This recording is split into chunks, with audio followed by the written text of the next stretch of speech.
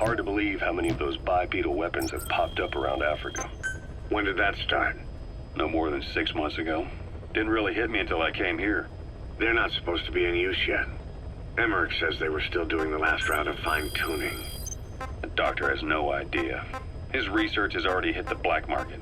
Both sides of the Iron Curtain will have it by now. Even so, they're spreading much too fast. Sure, the Walker gears can operate in any terrain. Their mobility's just as good in the jungle as it is in the desert.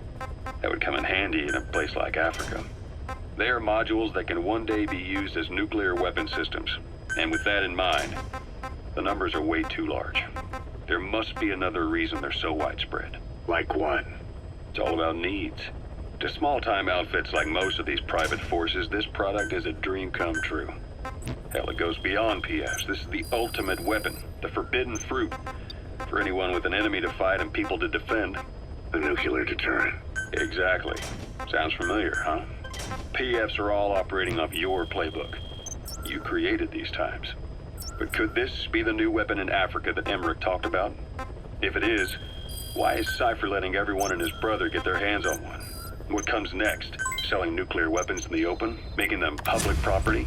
Why don't they give that a try? Then the next war really will be fought with sticks. Right. The man we're dealing with isn't foolish enough to make a suicide pact with the world. So, what is Cypher really up to?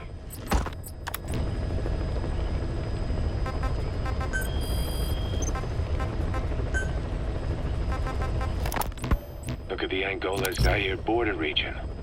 The east bank of the Munene River in particular. It's a microcosm of a problem that stretches all across Africa.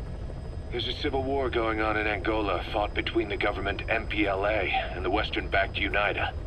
Zaire is still a dictatorship under President Mobutu, but numerous uprisings have broken out in its remote regions.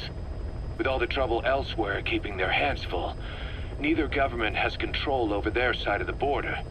They depend on militias and PFs, as do the rebels. Government forces, guerrillas, militants, groups of all shapes and sizes hawk whatever resources they can to hire PFs. Conflict brings PFs. PFs expand the war zone, and more conflicts erupt in a continuous chain reaction. Sounds like our kind of work. Mother Base could grow by leaps and bounds.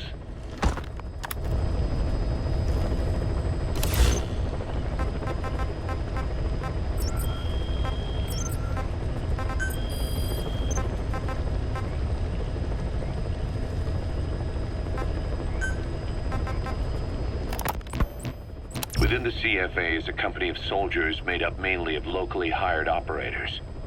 They speak Afrikaans to communicate with personnel from the CFA, but if you notice any speaking the local language, that's them. Though hired from the local population, they were originally... You called that thing Sahelantropus. Where does the name come from? Well, several years ago, an excavation team discovered a hominid skull in the Sahel region. Central Africa, the Southern Sahara. Cypher gave the specimen the name Sahelantropus, man of Sahel. And then they covered the whole thing up. Why? They probably wanted to monopolize information about human evolution to have a head start in their genetic research. At least, until they had an idea of what they'd found. It was that big of a discovery, huh? Sahelantropus was a gracile hominid, estimated to have lived about 7 million years ago. What's significant about it is how its skull's foramen magnum faces down. In other words, its spinal column supported its head from underneath. It stood upright.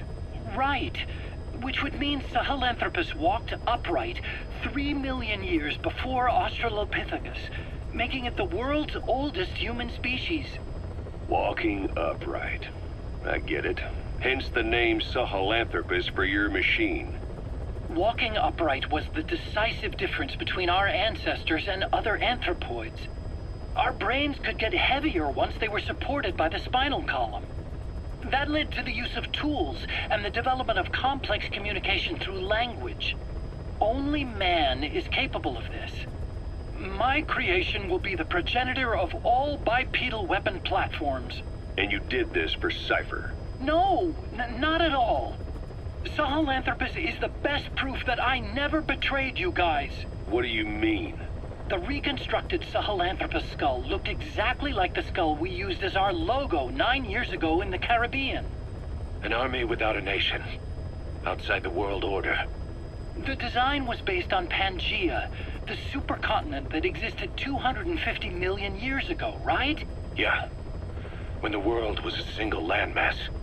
That concept's at the source of our strength. I felt the same way about Sahelantropus. Sure, I was forced to build it under their orders, but I always wanted to put its technology back in our hands someday. That's the reason I incorporated the old insignia into Sahelantropus's name.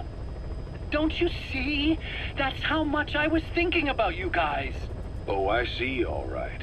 I see someone desperate to cover his ass. You can say whatever you want after the fact.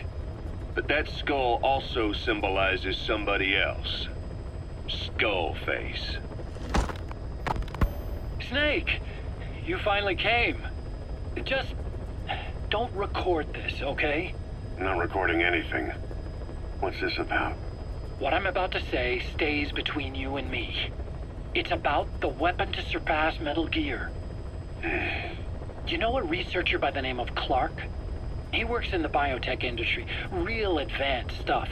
His area is bioengineering, but lately he's also gotten into genetic research. Never heard of him.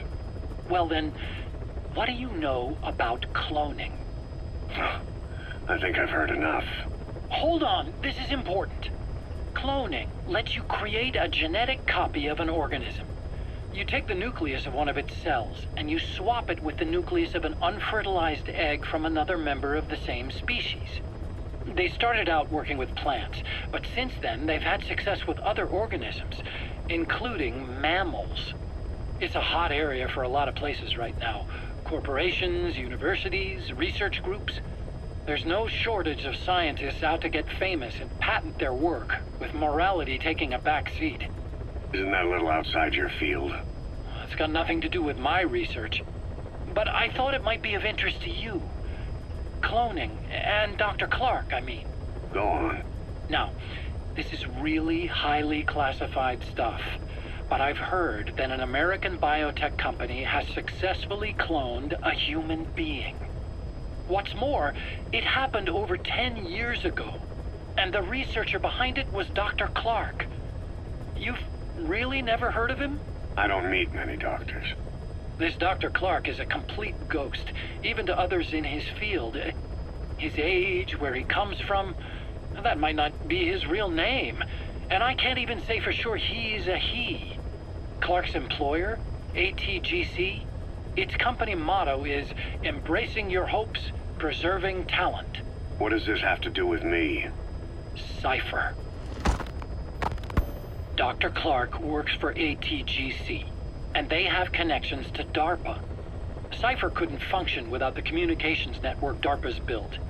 Meaning, Cypher has to be a part of the Pentagon, or at least the two are joined at the hip. DARPA is a driving force behind human cloning. It's a pretty high priority project for them. And this Dr. Clark, some say he's a pivotal player in Cypher. But that's not all. Every cell nucleus in an organism contains the genetic information for that organism. Think of it as a blueprint for life. Clark appears to be working on how to decode this information and rearrange it at will. If you could do that, it would mean being able to custom design human beings for specific purposes. Can you believe that? Suppose for a moment that this is all fact. A man of your talents, if your genetic information died with you, that would be a terrible loss for mankind. But what if mankind could preserve you for future generations by cloning you? All right, enough. I get the idea.